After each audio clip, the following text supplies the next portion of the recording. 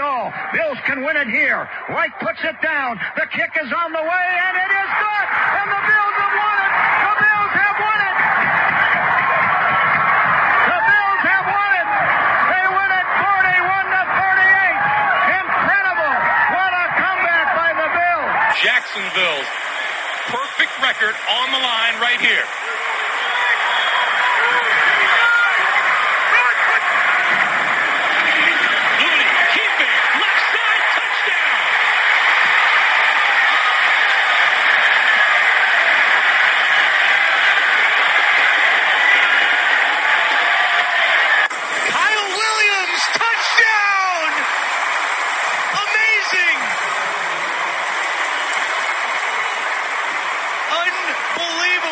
They put in Williams as the fullback, and he scores a touchdown, the 12th year defensive tackle.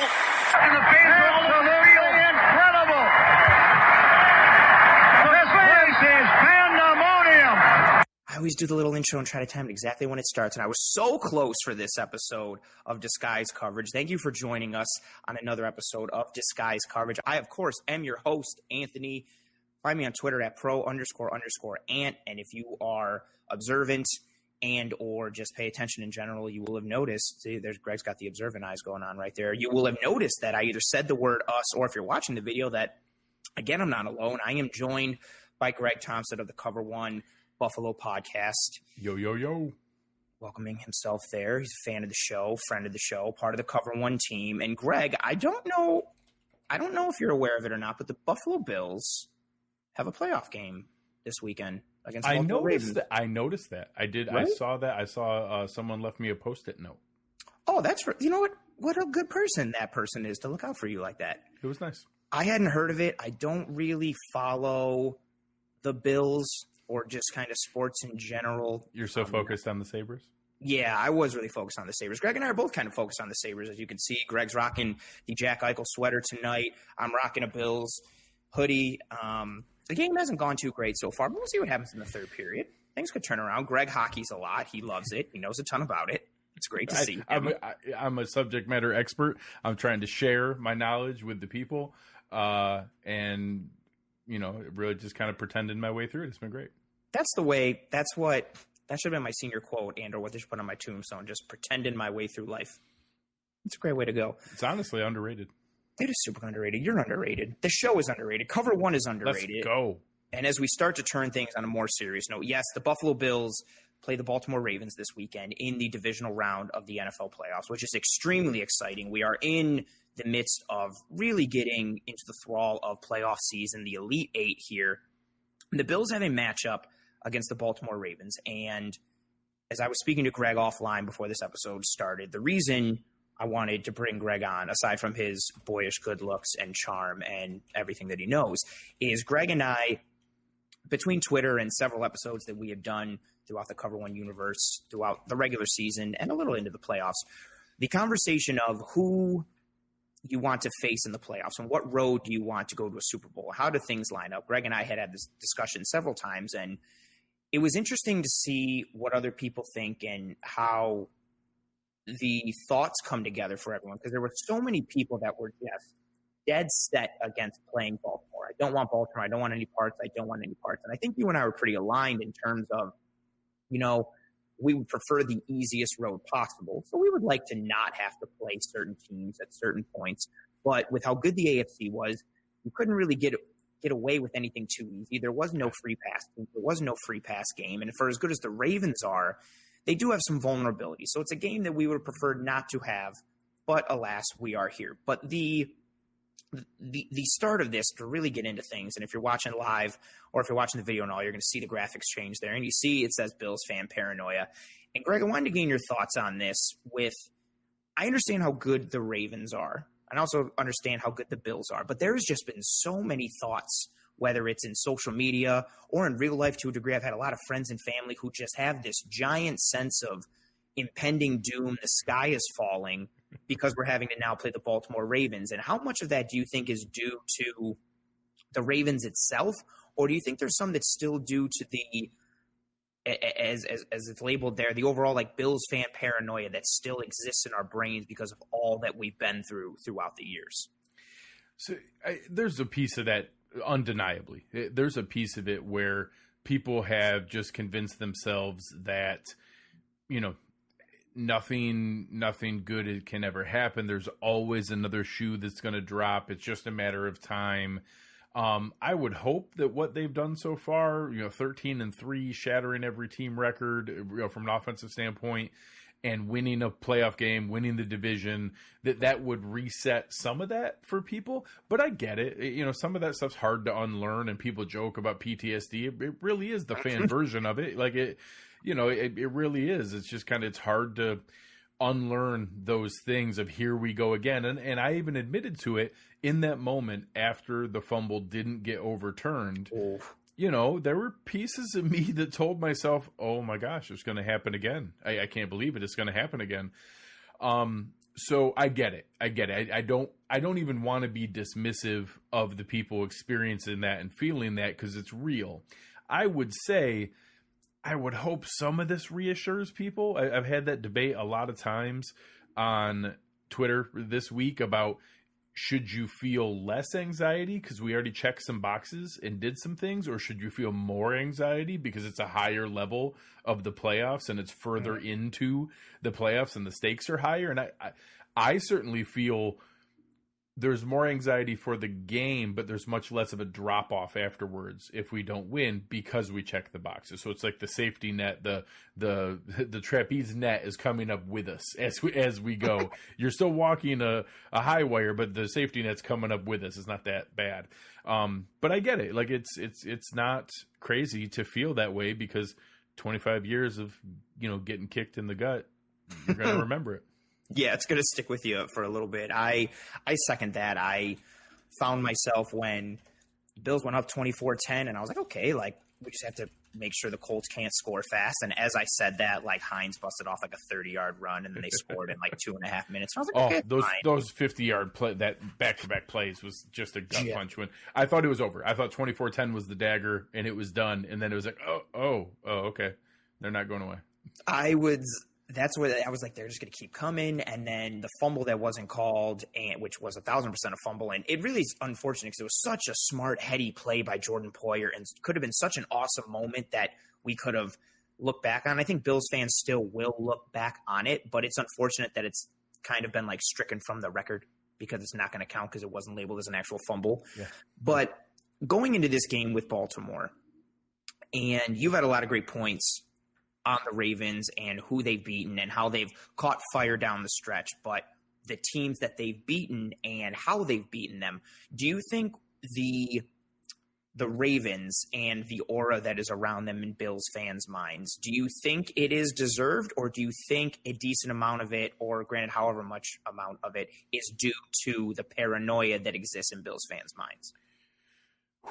So hey, I'm hitting you with the deep questions right off the bat. I'm sorry. Yeah, no, it's real though, because Lamar Jackson is the perfect Twitter quarterback, because his highlights translate really, really well, and 140 characters isn't enough to explain why it's not quite like that consistently all the time.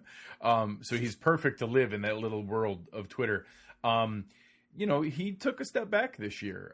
They didn't have a lot of great games against good teams, but when they played bad teams, they smoked them, and that's what you're supposed to do. You're supposed to beat bad teams handily. They did that.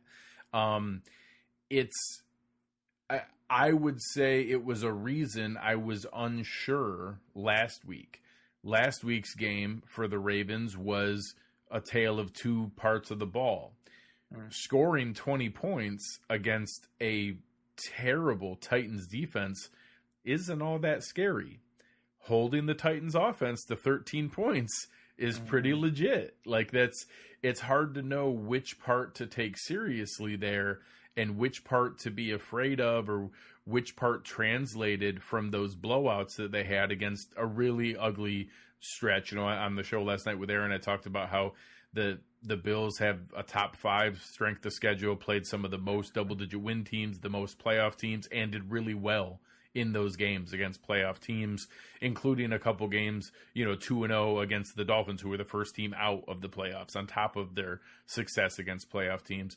The Ravens played very few of them and did kind of iffy in the games they had against them. So I'd like to think that matters, but ultimately, we'll get into some of the matchup things and some of the strengths and weaknesses here. It's not going to be the reason they do or do not win. It's a reason that you have to take some of the results with a grain of salt.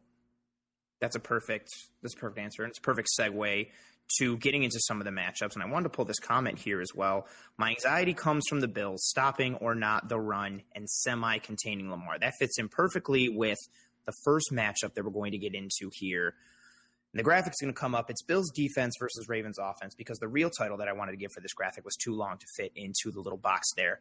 How does, in your mind, and I will counter as well as we go into this, how does the presence of the Bills passing defense and the Ravens passing offense, and how inconsistent the Ravens passing offense has been? Again, coming into this game, the Baltimore Ravens are last in the NFL in passing yards per game, averaging 171.2. But that's because they're first in rushing yards per game at 191.9. Do you think the inconsistencies in the passing game for the Ravens are legitimate to the point that the passing game poses no threat and the Bills can stack the box as much as humanly possible? Or is there enough of a threat in the passing game to still pose the idea that we can't go tremendously heavy in the box and we still have to honor that throwing ability? Okay, so there's a couple pieces there. I would say Ravens fans are concerned with their passing game in the same way that Bills fans are concerned with our running game. Ooh, good comparison. Where it's, we kind of wish it was better, but it doesn't really matter because the other side of it's so good. Yeah. And they're not wrong. Like that's not inaccurate. I saw a stat earlier that the Ravens have the most yards per carry in the NFL against light boxes. The Bills have the most light boxes in the NFL and give up the most yards per carry against light boxes. That trio of numbers doesn't net out to great stuff. The one thing I'll say is giving up the most yards per carry of any team in the NFL is 6.1 yards per attempt. That's kind of a scary number. You want to know what Josh Allen does when he has the ball? He throws the ball for 7.7, 7.9 yards per attempt. So if they want to trade their 6.1 yards per carry for our 7.9 yards per attempt, I'll take that. That's what this is going to come down to. It is going to be an ultimate test of old school football versus modern football, and the nerds will tell you being good at passing the ball is more important than being good at running the ball, and I'm going to hope they're right. Yeah, that's the kind of the motto we have to go with and the mindset to go with. And this one has me so I think the Ravens offense is good. When I look at their passing attack, because again, I recognize what the Bills have been through their run defense. You mentioned the next gen stat of with the Bills D in the light box allowing 6.1 yards per carry, which is last in the NFL, and 51% of the plays on defense for the Bills, they have been in a light box. We're a nickel team. We are a nickel team. Nickel is base. Taron Johnson is a linebacker. And when you're looking at that Baltimore offense, they've got some interesting pieces on the outside. Hollywood Brown is tremendously fast. Willie Snead isn't awful. And then you've got like Miles Boykin and Duvernay who does some things. Des Bryant is on this team. I don't know if people honestly know that. He's made that comeback. He's looked kind of all right. But their number one receiving threat is Mark Andrews. They work the tight end a lot. He is their guy. Lamar loves him. He's tremendously reliable, very athletic. And honestly, I think he gets a good amount of press. But if not for the world of Travis Kelce and Darren Waller and George Kittle, Mark Andrews would be an anomaly. I think he's next. I think he's not in that tier. I don't think he's equivalent to Kelce, Kittle, or even Waller, but I think he's next. I think he's the best one of that next tier of tight ends, and being a top 4, top 5 tight end in the NFL is a good thing. Yeah, he's in that next tier, and he's a threat, and the Bills have struggled to cover the tight end, and he gives me cause for concern, and he makes me pause when it comes to that passing offense. But when I look on the outside, I don't feel, and I know the Bills don't do a lot of matchup of like Trey's going to cover this guy and travel all over the field with him and things like that. But I feel confident enough in Trey being able to one-on-one lock down whoever gets lined up across from him to the point that it alleviates some of the back-end coverage needed to the point that the Bills can go heavier boxes or 7-man boxes or 8-man boxes to load up against the run as much as possible, because that passing threat, at least on the outside from their receiving weaponry, wide receivers, I don't think that threat is necessarily there to the point that the Bills you have to honor it, but I don't think you have to respect it to the point that you can't go heavy box after heavy box after heavy box and make, I don't want to say completely sell out to stop the run, but not make that your holistic number one hands down priority. Yeah, it's a fine mix. It's, look at the way that Lamar scored on the Bills last year. It wasn't some like unbelievably amazing schemed play. It was, hey, Lamar got out on 2 of them. Lamar gets out of the pocket, makes a defender choose between defending him running to the corner or giving up on the receiver going behind him, and then he stops and puts it over him for the touchdown. Then we had, an extra spy, keep an eye on him. There's a miss in coverage like we saw with Jack Doyle last week, and Hayden Hurst runs for a game-breaking touchdown. 61-yard touchy. It was incredibly frustrating, and I think the Bills' defense has learned from that. But we also need to not kid ourselves. The game plan, the reason that they have the highest percentage of light boxes in the NFL is because they're going to let you run the ball, because running the ball is not as dangerous as passing the ball. It just isn't. I would love to shut everything down and have the steel curtain and throw shutouts and all those things that fans throw around. They're like, oh my God, I can't believe they're running for first downs. Well, people score in the NFL in 2021. This is just how football works now. And I don't think that trading that to not give up big plays is a bad game plan. What is a bad game plan is giving up a lot of running yards and then biting on play action and then letting Andrews beat you over the top and then letting Hollywood Brown hit a deep one. That's not acceptable. Now, if they go through that and do that and are able to limit all those other pieces and some combination of Edwards, Dobbins, and Lamar Jackson run for 200 yards, the Bills could give that up and win by 14 points. It's just not that big of a deal. We can put up 450 yards. If you put up 350 because you're so focused on running the ball, okay, I'll take that. We saw that with the Patriots game on Monday night. They put up 221 total yards, and 170 or 80 of it was rushing yards, and that looks terrible. Like, oh my God, you gave up almost 200 yards rushing, but it was like, but we gave up 220 total, and we won by 29 points. So that's not really concerned. And I'm not anticipating that level of dominance, but that kind of idea that in the grand scheme of things, I'm not worried about them running the ball. I'm worried about them running the ball and hitting some of those play action shots.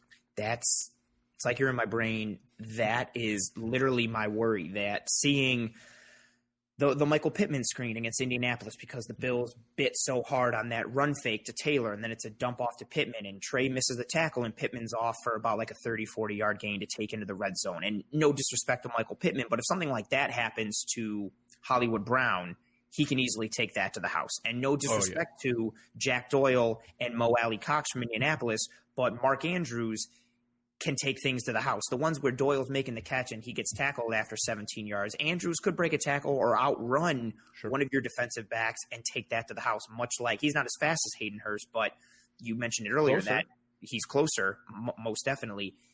That was a huge play last year in the game against the Ravens. It's a 10-6 game.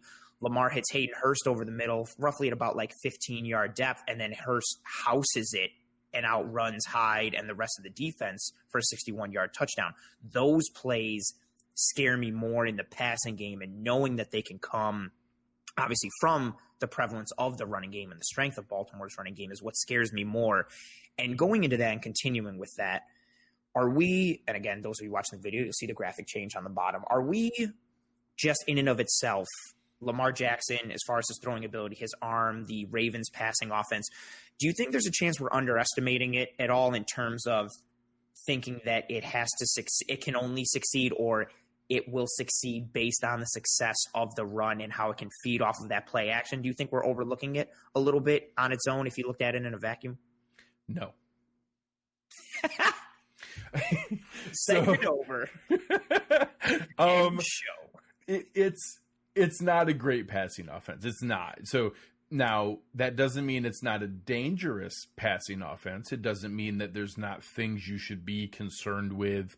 And like I said, it's the combination that we do need to be concerned with, that they put together the combination between the running and the passing, and they can have a dangerous offense. Should we do we think we're underestimating their passing offense? No, it's the worst passing offense in the NFL statistically. And, you know, it was not terribly efficient. Last year, they shattered all those records from a scoring standpoint because they had the most efficient passing offense in the league with the best rushing offense in the league. Well, once again, they had the best rushing offense in the league and were the first team to go over 3,000 yards rushing in back-to-back seasons for like over 40 years, since back in the 70s. And doing so, they now step back to a not horrendous, but an inefficient, regular passing offense for the fewest yards. When you look at some things like DVOA and passing efficiency, Lamar Jackson wasn't the worst quarterback in the NFL. They had by far the fewest attempts as well as the fewest yards, but they weren't horrible from an efficiency standpoint. But their rushing offense was so good that it worked. Now, the thing that I would challenge is a dominant rushing offense is significantly more valuable and more dangerous against bad opponents than it is against really good opponents when you need to outscore them or keep up. So yes, when you're rolling the Bengals and the Giants and teams like that, sure, it's a dominant piece that can be a huge element of being successful. When you need to step up against a better team and all of a sudden the game script doesn't go your way and you have to pivot, you run into games like the Chiefs game where Lamar throws for 97 yards and they get rolled. It's going to come up. We'll talk about it here when we do, what we're expecting to see. But if the game script gets away from them early, it's tougher for them than it is for Buffalo. I made that case against Indianapolis, that game against the Colts and the Bills could go a couple different ways. If the Bills went up early, it could get ugly. If the Colts go up early, the Bills can still come back because a passing offense will let you still come back. And they did. So it's the same thing here. If Baltimore goes up early, the Bills can still come back. If the Bills go up early, it could get ugly. Great comment here from Truth to Hearts, and thank you so much for your donation. That is part of what keeps us going. Thank you so much. Tremendously appreciated. Thank you. The comment here, the Ravens' run game is their haymaker and the passing is their jab. You can win with the jab.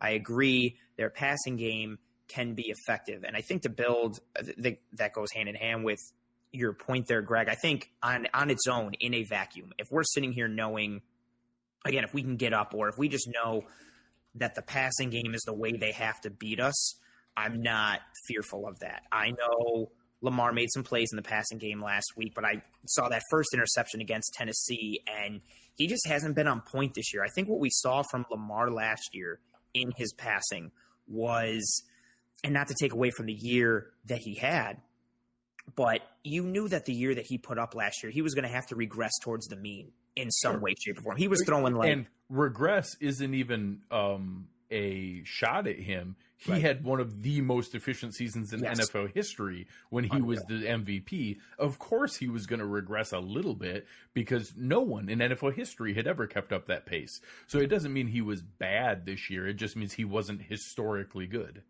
Exactly. He was putting up like 24 passes, completing 16, and throwing 4 touchdowns out of those 16 completions. Just numbers that were unreal and just not sustainable from a real-life NFL perspective or a fantasy football perspective, as a lot of fantasy owners found out this year if they took Lamar in the first 3 rounds and it came back to bite you. But yeah, I'm worried about it, as we said in the last segment. I'm worried about it from the perspective of if the running game is getting us to the point that we're starting to sell out a little bit and biting on that play action. I'm more worried about the play action crossing route completion to Mark Andrews happening regularly than I am the straight drop back. Lamar has to read the defense and fit something into a tight window or any window to one of his receivers. That worries me less holistically. again, I think it comes down to, as you mentioned, and again, you and I are in alignment here, it comes off of that running game. And it's been talked about all week. It's been talked about on the internet and on the radio and social media and all those things. That Ravens running game is their bread and butter in it, and everything is built off of that and drives off of that and feeds off of that. And that leads us into our next segment here, most important thing / things. As we come into this game, you can have multiple, you can have one, however many you'd like. What is your most important thing or things needed to be done on the Bills' end for them to come away with a win in this game? So I think the most important thing in the entire game, what's going to decide the entire game, is Josh Allen's ability to beat the blitz. Okay. If the Ravens bring the blitz and it converts to pressures, every quarterback is worse against pressure than they are when they're clean. I think people equate bringing the blitz to equating to pressure, and it doesn't always. So, as an example, the Ravens are number 1 in the NFL in the most blitzes. They're actually pretty good in pressure, not number 1 and the most inefficient, but it's certainly influenced by the fact that they blitz the most. So, of course, it'd be inefficient because you're bringing it all the time. So there's some noise in those numbers. And as far as sacks, the Ravens only have one more than the Buffalo Bills on the year. They have 39. The Bills have 38. Correct. So when you look at the highest blitzing team in the NFL, but only 39 sacks, which is pretty good, but not special, it tells you that there are some times in some games where they bring a bunch of blitzes and it doesn't get home. Mm-hmm. Well, before Josh Allen, and for anybody who isn't aware, we have a new member of Cover One and part of the portfolio. Fantastic. So Max Wrobleski is a big piece of the team. You can see him at Mafia Numbers on Twitter. He did a bunch of really good work looking at the transition of Josh versus cover 0 last year to cover 0 this year, and how huge of a jump, like 31st, 38th, 32nd, 35th in every measurable category, to this year, 2nd, 4th, 8th, 2nd in just about every measurable category. So that's, in my mind, that will decide the game, because that is the Ravens' number 1, number 2, and number 3 weapon on defense, is confusing guys, bringing the blitz, all those different things, needing it to get home to create plays, and getting you off your base to be able to do everything that they need to set up the positive game scripts and all the other pieces. Going through that, if it gets home and gets Josh off his base and he reverts back to what he did in that game last year, for anybody who was on NFL Network today, I rewatched a big chunk of it. It's infuriating to watch how many throws Josh missed last year. It was possibly his worst game of the season. This year, he's number 1 in the NFL of just about every stat against the blitz. Touchdown passes, yards, completion percentage. That's the game. It's, can the Ravens pressure get home? Can Josh beat it? That's the most important thing in this game. I almost think the rest of the game, there's very few game scripts that can matter if Josh beats that. And I think there's very few game scripts that can matter if the Ravens beat Josh and get home with that pressure and it is bothering him. I don't know that anything else is going to overcome it, because if he's beating it, the Ravens' run game isn't keeping up. If he's not beating it, the Bills' running game isn't saving us. That's going to decide the game.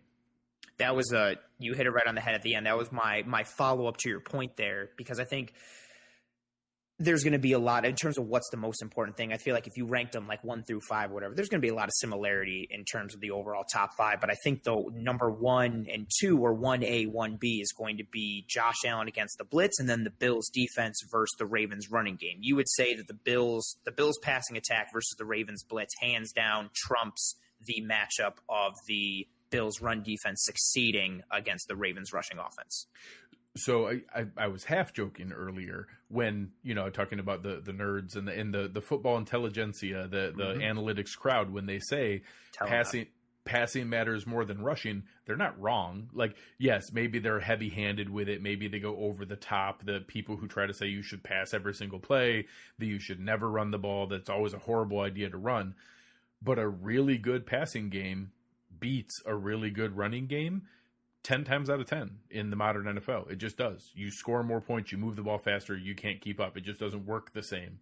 So if the Bills are beating that Ravens defense and the Ravens run game is beating the Bills offense, I trust that eventually they're going to trip up and have an issue with something, that they get into a negative game script. And then all of a sudden, when the Bills have a penalty and get into 1st and 15, what do you think? Okay, whatever. It's like getting 15 yards isn't that big of a deal. Yeah, we've done it before. That's not that big a deal.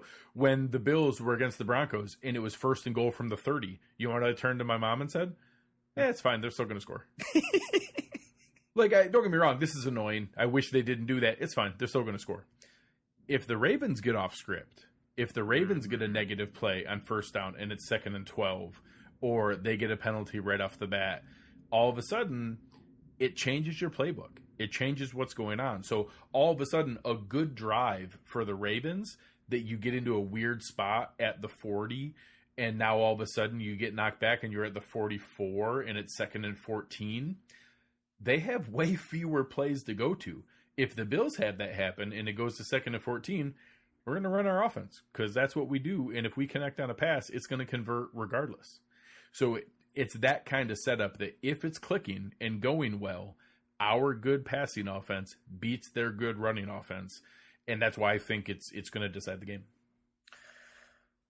I agree with you, and you stole my thunder because a lot of what you said is what I have in my notes. So I holistically agree. Yeah, that matchup for me dictates it because, again, I think that to your point, the adjustment that's needed if their running game is doing things, Baltimore's going to have a harder time adjusting if they get behind the sticks or if they get down early or if they run into scenarios where they face some sort of obstacle or hurdle or roadblock. It's easier for the Bills to adjust just based off of their nature of who they are and what their strength is and what their success is. And to your point, and leading with that joke, it's supported by the analytics community and the numbers, and just today's NFL, what you see with the top offenses, not that they can't run the ball, but who are your top offenses in the NFL? They're coming out and they're just throwing the ball ridiculously. The Chiefs and the Packers and the Bills. The Packers, it cost me a fantasy football championship because their goal line offense is throw the ball to Devontae Adams 4 times, even if you're on the 1, because they know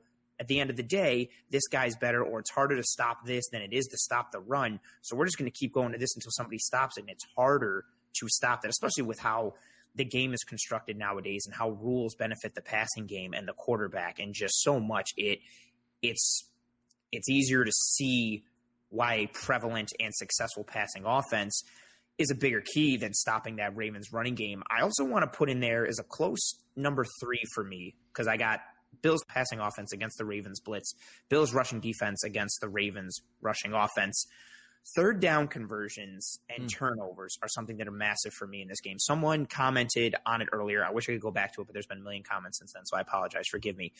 The Bills going, I believe it was 2 for 9 against Indianapolis last week, really got to me, especially seeing them on a couple where Zach Moss got like an 8-yard run on 1st down, and it was 2nd and 2, and then we ran the ball twice on 2nd and 2 and 3rd and 1 and couldn't get a 1st down. We couldn't get a 1st down on 3rd and 1 at another point in the game. Not being able to... Well, even that combination, going 2 of 9 isn't good. That's never good. But going 2 of 9 in a muddy game where neither team is converting isn't the end of the world. Yes. Going 2 of 9 when your opponent is going 9 of 17 and even 8 of those misses, they converted on 2 more 4th downs. Yep. So 11 of those 17, you ended up giving up a 1st down. That's unacceptable. Matter of fact, that's mind-blowing that the Bills won that game with that differential of conversions on drives.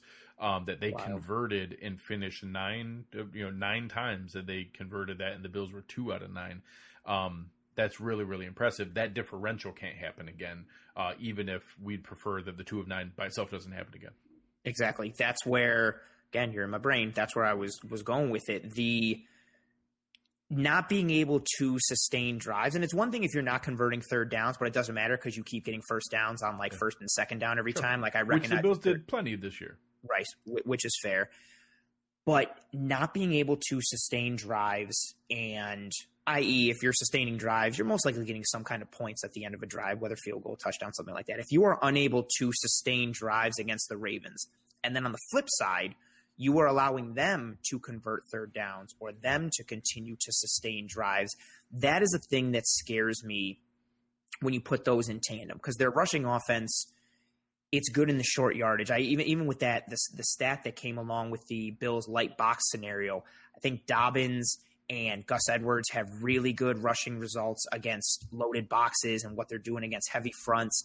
They're able to get short yardage. They're able to get tough yards, in addition to the bigger explosive plays and explosive runs that Lamar can bust off, or even Dobbins can bust off because he has some good long distance speed.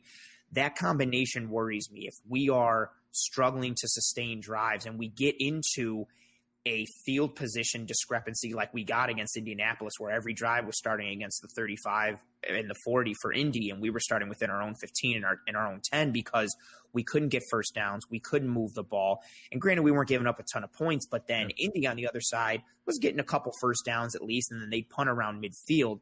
That worries me against Baltimore more than it does against Indy, because of what it conveys and the actual X's and O's and logistics of the game, but then the emotion and the mental aspect of it with Baltimore. We saw the mental side creep in against Tennessee, and Baltimore doesn't forget anything. They are a nasty group of dudes. They're cocky. They're arrogant. They talk. The last thing I want to do is allow them to pump their chest and get up even more than they're already up, and getting a couple 3-and-outs or getting some stops on third down while Lamar and that offense is just grinding out first. That worries me in this game. Yes, I agree completely that if the game script gets away from the Bills, I think they have an explosive offense that can come back, but the Ravens also can pile up points quickly. If they get into a spot where they know you're passing all the time, where you know that they're trying to run, they can put up a ton to be able to go through and put up points very, very quickly. And it can be a huge stress on this game and make it incredibly difficult to come back. So early on in the game is going to be critical. Getting an early lead is going to be critical. Those different pieces are going to be enormous to this game. I do think that, your point on the conversions are huge. The Bills were actually, the best third down and fourth down team in the NFL throughout the regular season. 49%. Being able to convert at that rate is critical to bring that back and not struggle with that again. The way that they let the Colts dominate time of possession and all those different pieces and all the different crazy stats of the Colts were the first team to lose, and then you can list off like 5 or 6 different things that happened in that game. The people who stomp on that, well, football is a game that really comes down to 6 or 8 critical plays. That was the best example you could possibly have. Was the Bills crushed it on 6 to 8 critical plays in that Colts game. They won all 8 of those critical plays, and the Colts dominated and controlled the vast majority of that game. That's the kind of thing that I don't think the Colts and the Ravens are terribly different. I think that there are certain things that the Ravens have the recipe to win this game. They have an offense that's the best at what the Bills defense does the worst. That's not great. They have a really aggressive defense that can get after the quarterback and make things difficult. They're opportunistic and get turnovers. If you get a positive game script for them, they're front runners in the best way to use that term. Like, they're really, really good when they're out in the lead and, like you said, confident, puffing their chest out, rolling with it. They're really, really good in those scenarios and are in a position where that's going to be a really positive thing for them to be able to come back on. But that's the path they need. Several other elements of this game, if they don't go that way, it's going to be tough for them to be able to find a path. And that's why you saw them struggle in some of the games with stronger opponents. So it's going to be interesting to see where that comes about. The toxic differential that Aaron and I spend a lot of time tracking will be big. Who gives up more big plays? Who has those turnovers, stealing extra possessions, things like that will be big. But ultimately, like I said, I think you were spot on kind of your matchups to watch. And that's what's going to really do this game. To bring in one last thing and circle back here, we started talking about the Bills passing offense and the Ravens defense and how they're going to blitz and come after Allen based on percentage and statistic. I mean, for all we know, they could come into this game and decide, nope, we're only going to rush 3 and we're going to drop 8 every single time. It's crazy. Do you I feel like, again, because I do have that Bills fan paranoia creeping in the back of my brain, I don't fear if the Ravens come out and want to do man on man, they want to go man coverage, they want to go cover 0 or cover 1, whatever they're doing. I like that matchup for the Bills so much. I don't fear Stephon Diggs in a one-on-one matchup against the Baltimore corners, any of them. Respect to Marlon Humphrey and how good that he is. Respect to Marcus Peters, who I will say is a very risk-taking corner and will put himself out of position in order to try and generate a turnover, which can leave him vulnerable to bigger plays and be able to be beat in certain situations. Like when J.C. Jackson tried to jump a pass and underestimated Josh Allen's arm strength, and then Stephon Diggs turned up the field for a 50-yard touchdown. House call. That was beautiful. After J.C. Jackson was kind of running his mouth like a couple series before, and then Diggs was like, all right, I'm going to get you, and then he got him. I've already predicted that play happens, that Marcus Peters is going to think he can jump a route for Josh Allen, is going to underestimate how ridiculous Josh Allen's arm strength is, and is going to undercut it and miss, and Stephon Diggs is going to turn upfield for a huge gain. Oh, I'd like that. I'd take that. I hope it comes at the end when the Bills are already up by like 30. Yeah, I don't – especially if Cole Beasley is a little healthier this week, which all reports indicate that he is. That matchup inside he said it, of so Cole, I'm going to believe it. Yeah, I'll take it. Anything – whatever Cole Beasley tells me, he could tell me he's riding a Velociraptor to work, and I'll believe him because I love him so much.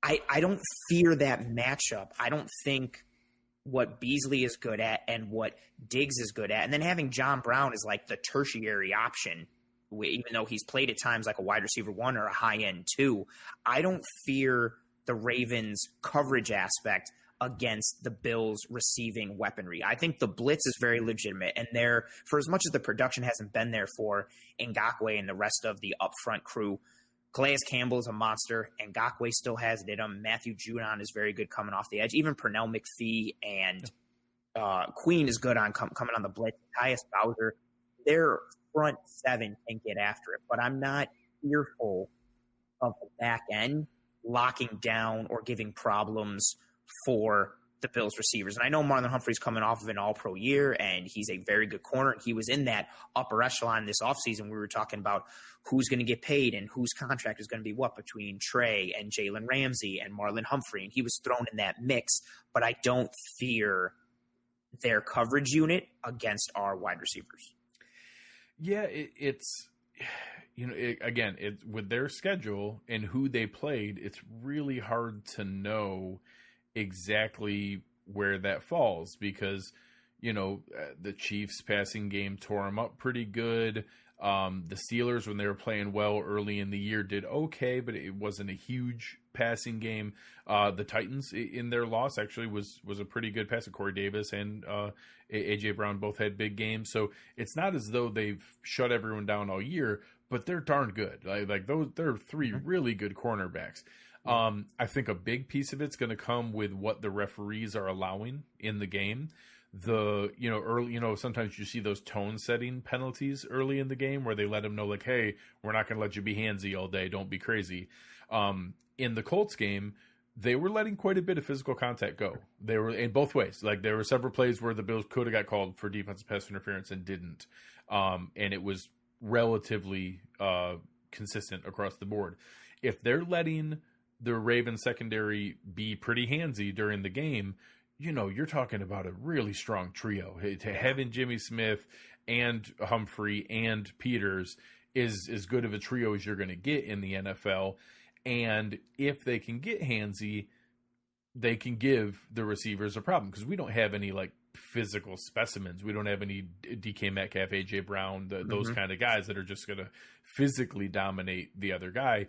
We have technicians that, create space, have phenomenal footwork, and get open against everybody, assuming you have to play by the rules and you can't grab guys to slow them down. So if they don't let that happen, I do think it neutralizes a bit of their skill. I think Humphrey's good no matter what. He has really good feet and is going to keep up and do a good job relatively. Smith and Peters, I think, are going to rely more on being able to do that. Peters is kind of a risk taker if he gets a good read on Josh's eyes. Josh has improved tremendously this year on, looking guys off and then going back to a play. Hopefully that can translate well. So I think I think it would be dismissive to assume that, no secondary can guard our receivers.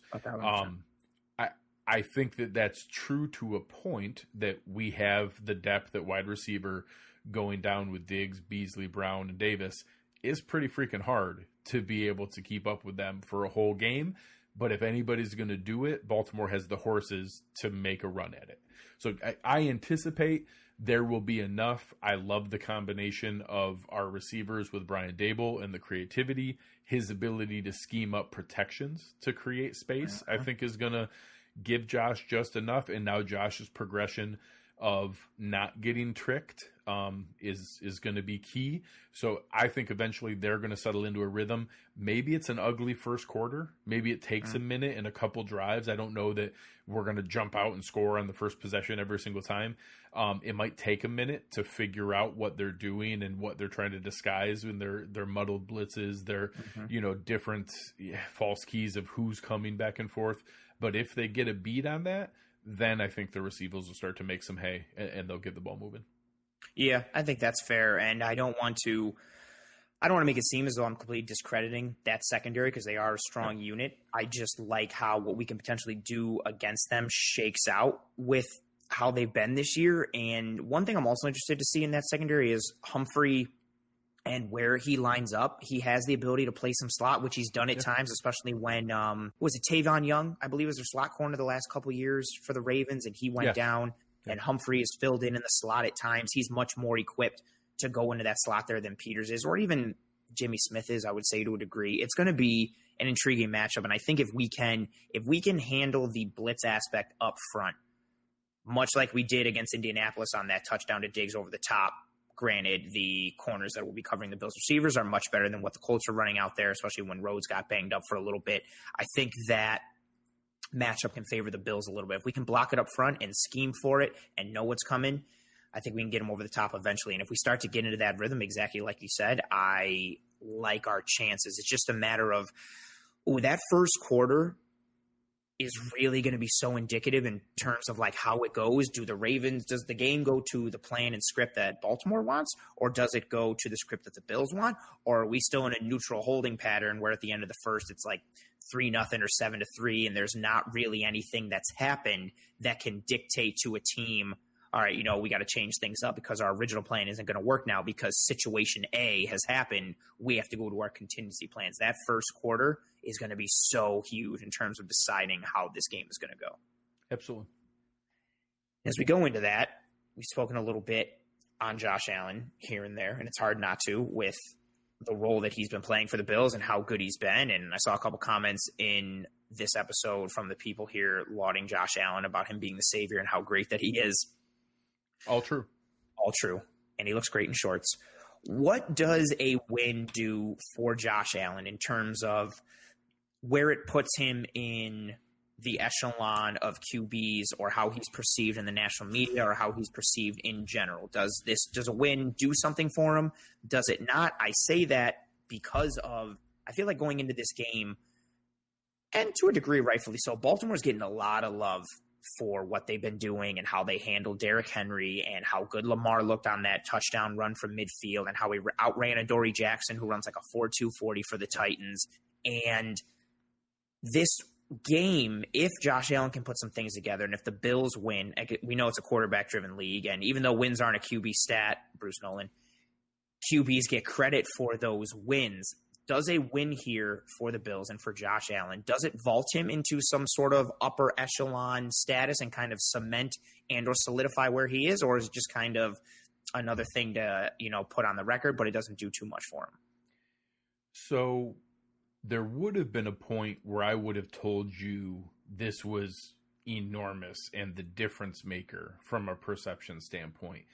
When you have so many people talking about how dangerous he is and how incredible he's played, making the case for him for MVP, talking about why he's must watch, and all the crazy breakdowns you see from, some really smart people in the NFL football world. I don't know that it's quite the make or break that it was at one point, but I will say, to be in that truly elite class and to be considered at that level, you have to win these kind of games, and you have to go on a playoff run per se. Getting another win here, you're talking about getting himself into a 500 plus record in the playoffs. You're talking about getting to an AFC championship game at 24 years old. You're talking about going head to head with Patrick Mahomes and having a chance to have a Super Bowl on the line. Like, those kind of things are where you get into that really special space. So Josh has already graduated to a pretty, I'll say, shocking level of respect within the league. Especially throughout this year. Just some of his play was undeniable from that standpoint, that I don't think it was that, hey, he needs to play great in this game to shut those people up. Because honestly, there's not that many people trashing him right now. Like, most people are talking about how good Josh Allen is. So from that standpoint, I don't think it's necessarily the make or break. What it does do is solidifies those things. What it does do is launch him into a really special space where now, from a media standpoint in the offseason, you're going to get a special Venn diagram for Josh. So you're going to have the Bills fans who are always going to laud him as the savior. You're going to have the analytics people who are going to show him as this historic, literally unprecedented progression that they've just never been seen before. From the fantasy community, you're going to have, he's the number one quarterback and the number one fantasy asset in football this year. He scored the most fantasy points in most formats for anything. And then you're going to get the old school football guys who are going to be more quarterback wins, playoff success, all those different things. You're going to get to a pretty special space where nobody's making a case against Josh Allen. So he's got a shot to put himself into that really special tier where, honestly, only Aaron Rodgers and Patrick Mahomes live, like, where there's guys that you just don't poke any holes in because everyone agrees universally they're exceptional. Yes. He's got a chance to put himself in that tier. I like that a lot. I see it similarly as well. It's such an intriguing thing to me because Mahomes, Rodgers, you've got Brady and Breeze and the quarterbacks that the league loves to laud and talk about and put on national TV and praise and hold up and put on this pedestal.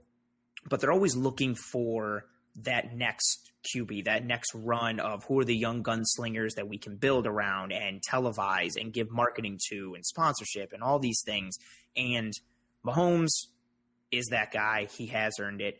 And last year, after what Lamar did, he got so much of that. Everybody was on that hype train, and rightfully so. He was electric, and the things that he was doing in the running game and the numbers that he was generating, everything that he was pulling off was just so tremendously exciting and electrifying, and hadn't been done since we'd seen the likes of Michael Vick and all these comparisons and everything that he was doing.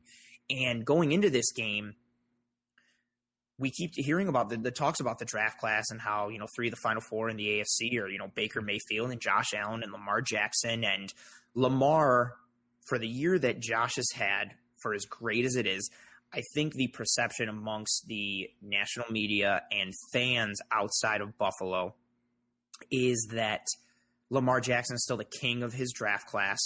And after Patrick Mahomes, he's that dude. And he hasn't had a great year, but he's still that guy.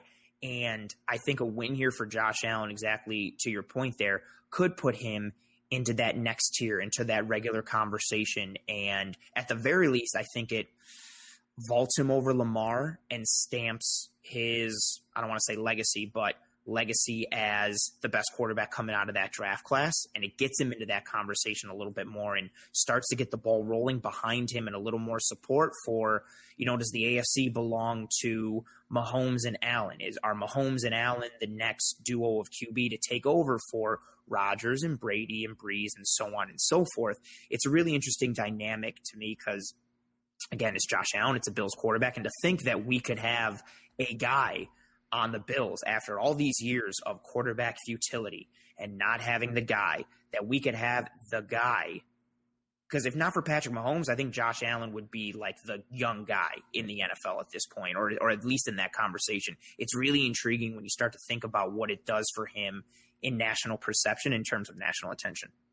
Well, I mean, you've got a chance here where you had that stretch in the, from 2000 to 2010 that decade where it was Manning versus Brady, and you also had runs from Roethlisberger, and you also had runs from Rivers, and you also had some other special runs within the conference.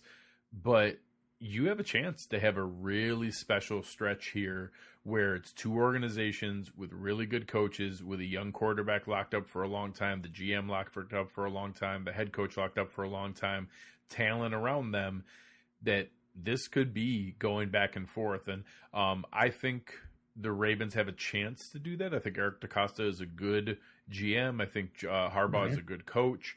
I think there's still some things needed on that team to round out the skill set. I think some of those offensive weapons haven't quite clicked the way that it had been planned from a Baltimore standpoint.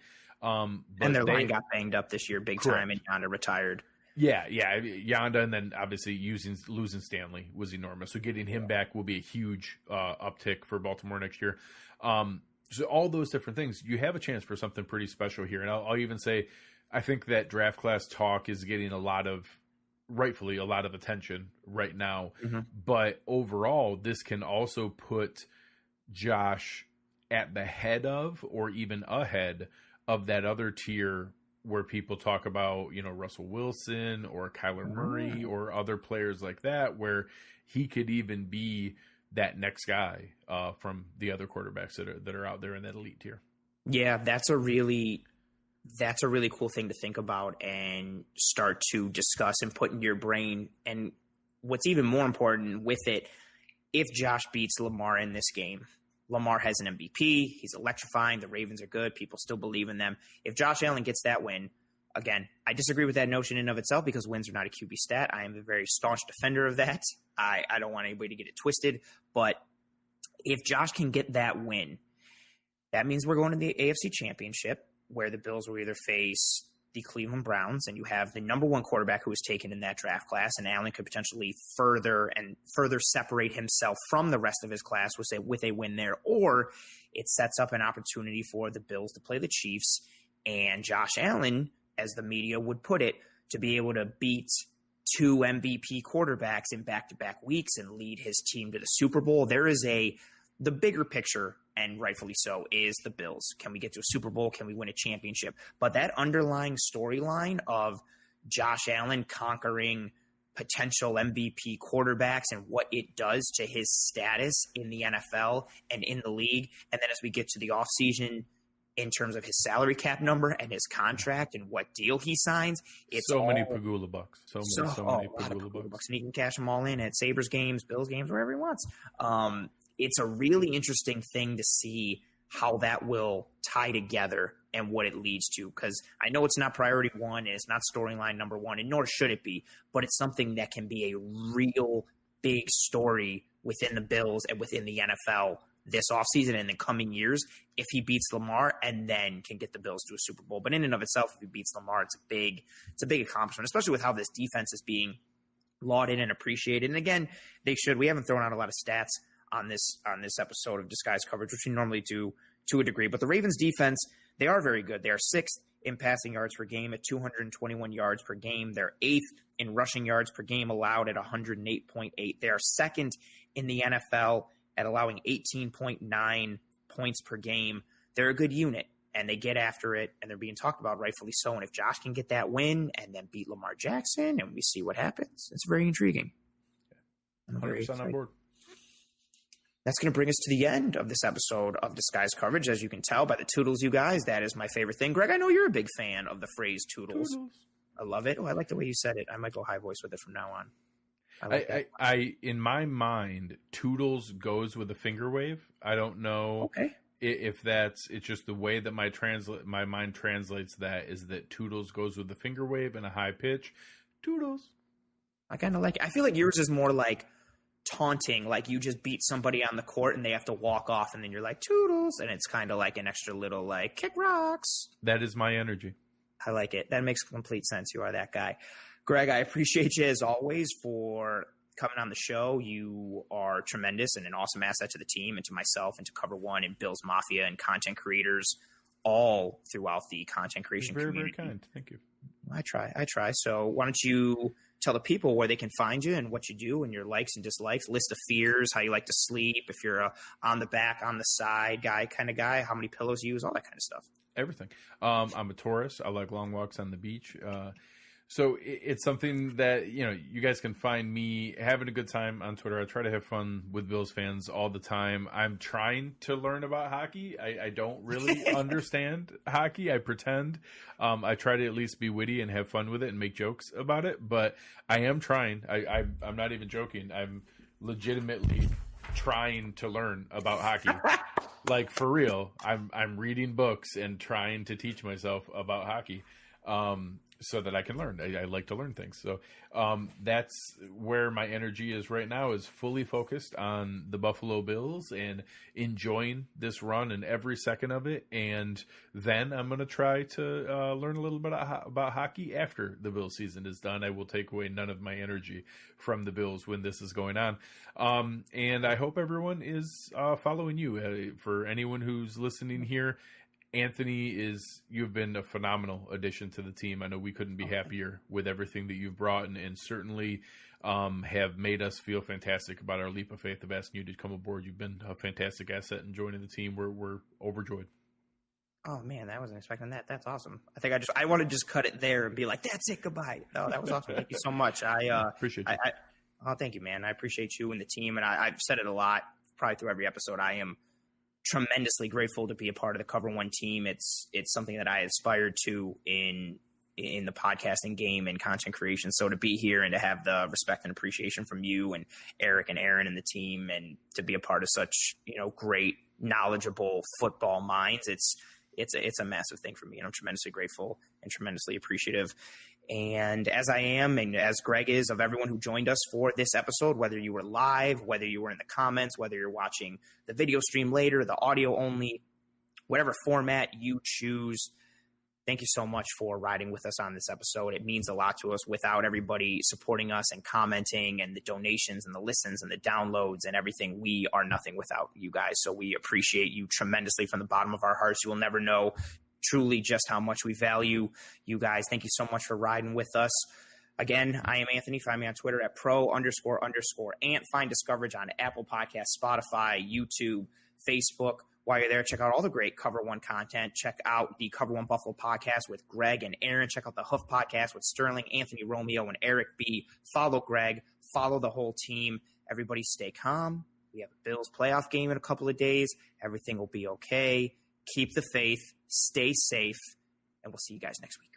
Go Bills.